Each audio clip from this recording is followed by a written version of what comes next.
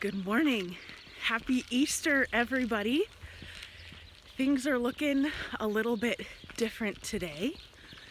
If you haven't noticed, I'm not sitting at my desk. I'm actually walking.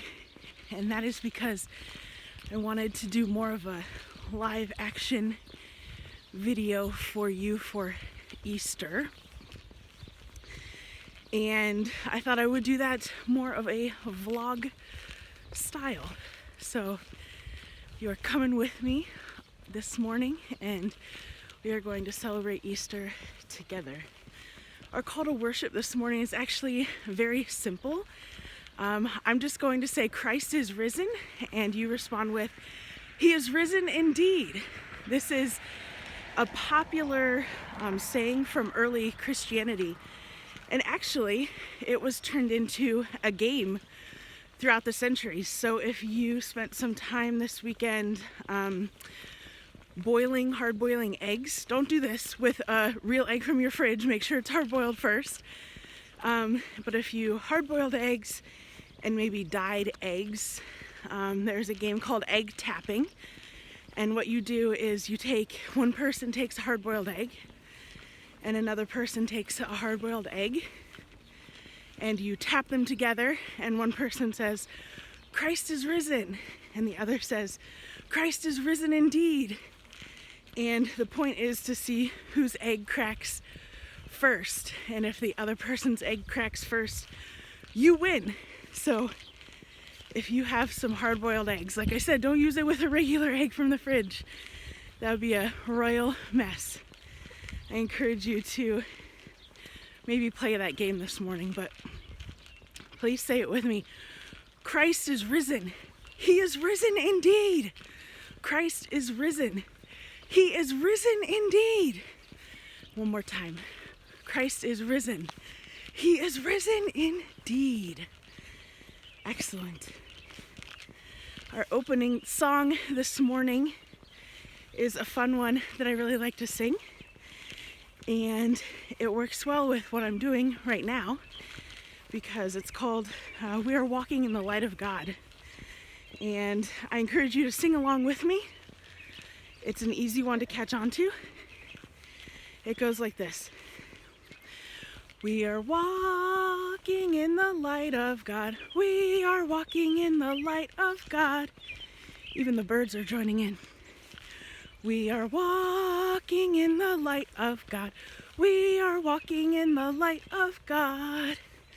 We are walking, oh, we are walking in the light of God. We are walking, oh, we are walking in the light of God. Let's do a second verse.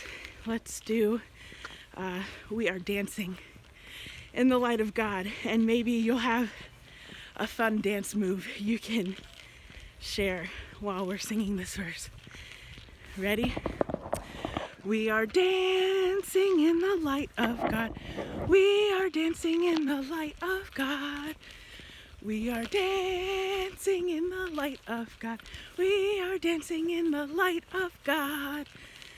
We are dancing, oh, we are dancing in the light of God. We are dancing, oh, we are dancing in the light of God. Very good. I love that one. Here's why I wanted to bring you with me this morning. It's sunrise.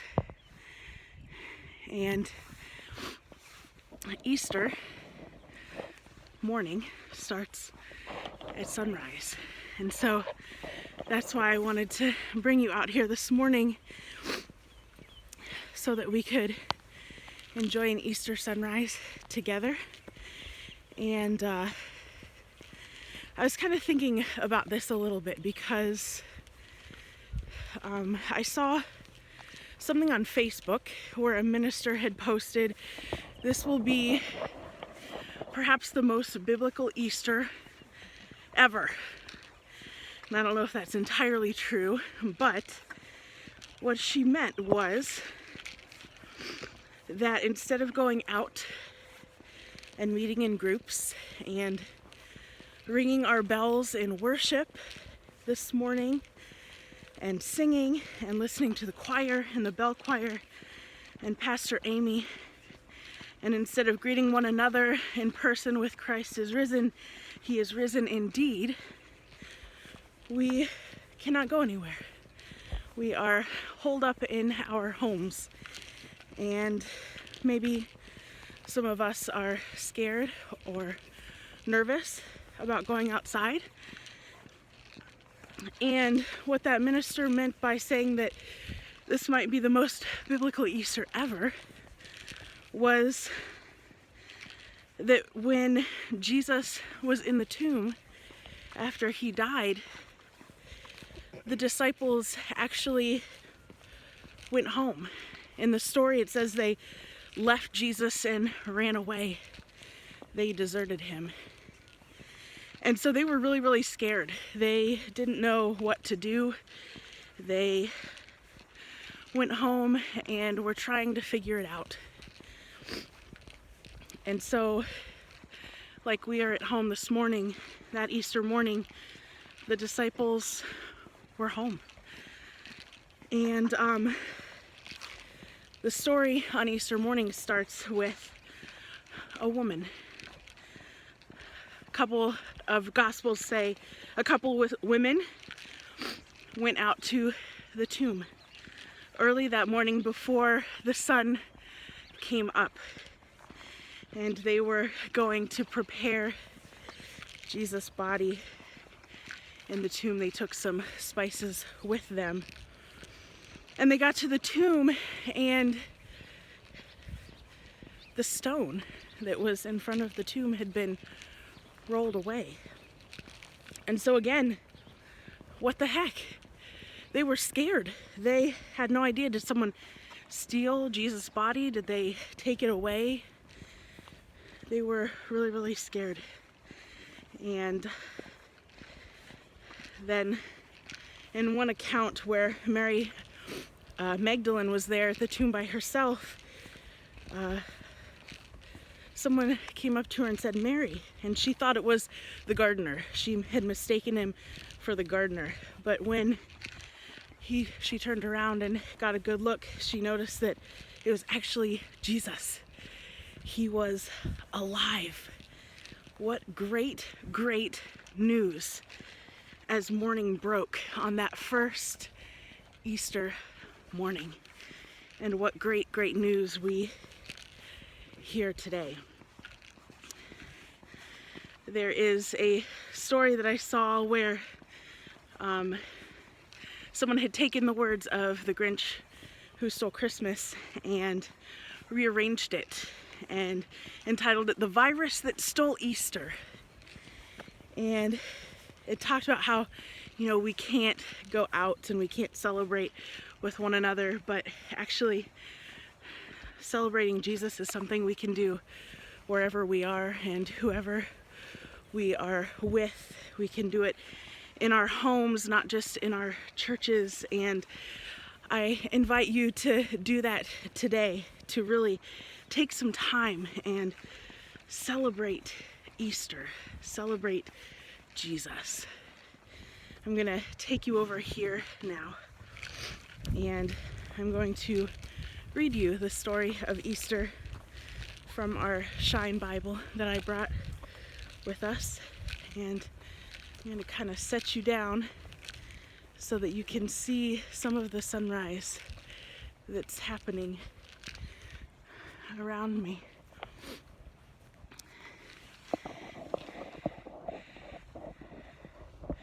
Let's see, how is that? And I'm going to read you the story of the very first Easter.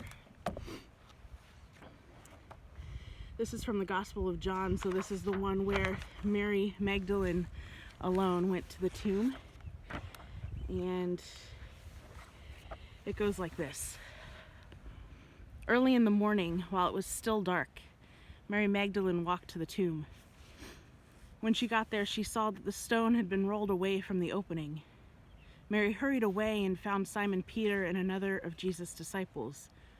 "They have taken our Lord from the tomb," Mary told them. "I don't know where he is." The two disciples ran to the tomb. They looked inside and saw only the linen cloths lying there. The two disciples went back to their homes, but Mary stayed by the tomb, weeping. She bent over to look into the tomb. Two angels in white were sitting where Jesus' body had been. "Why are you crying?" they asked Mary. "Someone has taken my Lord away, and I don't know where he is." Just then Mary turned and saw a man behind her. She didn't know that the man was Jesus. He said to her, "Woman, why are you crying? Who are you looking for?" Mary thought the man was the gardener. "Have you taken him away? Tell me where you put him, and I will take him away." Then Jesus said, "Mary." Mary turned and said, "Jesus, teacher, it's you. You are alive." Jesus said, "Go to my brothers and sisters and say that I am going to God, to my God, and to your God." Mary hurried to find the other disciples.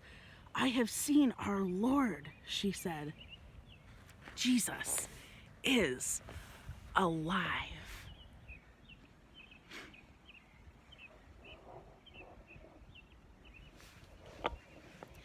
If you have that story with you this Easter, I encourage you to read it again and share some time together talking about what it means that Jesus is alive in your life.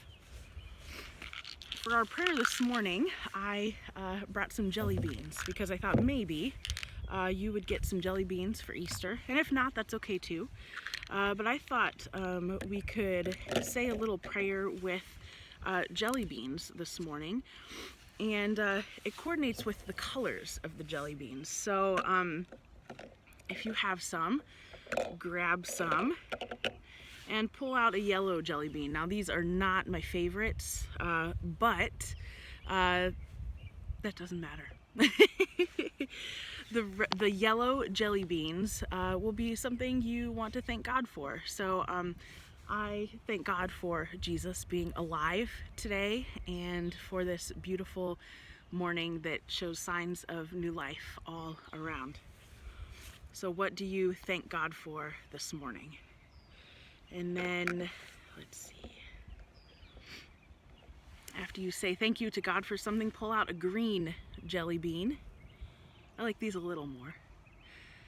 After you do that, pull out a green jelly bean and say a prayer for your family. Maybe someone specific in your family, or maybe just your family. For me, I'm going to say a prayer for my mom and dad, and for my in-laws, and my sister and her husband as well, and my wife. Just thankful that I have all kinds of family right now who are healthy and well, and God, please keep them healthy and well. What family do you want to pray for today? Then pull out a red jelly bean, or pink or orange or whatever, some shade of red there. And this one is thanking God for a friend, or a prayer for a friend. And so I'm thinking of a couple of my friends who are far away right now and who I haven't seen in a while and who I miss very, very much, and want to pray for God to watch over them as they go about their lives right now, and hopefully we'll be able to see each other again soon. So thank God for a friend, or pray for a friend with your red jelly bean. And finally, pull out a purple or a black jelly bean. I like the purple ones better than the black ones. But take out a purple or black jelly bean and pray to God for a helping person. Maybe someone helped you this week, or you're just thinking of someone who helps in general. So I want to say a prayer of thanks for all of those people who are working today, especially with the virus, that they are helping to heal people and working even on Easter Sunday, that we don't see firefighters, police officers, all of those people who help. And we say to God, Amen. Thank you. That's a fun way to pray. And now, as we leave this morning, I thank you for coming on this journey with me, this unusual journey. But Christ is risen. He is risen indeed. May you go with his peace and his love surrounding you and celebrate new life today. Jesus' resurrection, the new flowers that are blooming, the trees that are blossoming, the birds that are singing. There is so much to celebrate. Happy Easter. Go in peace.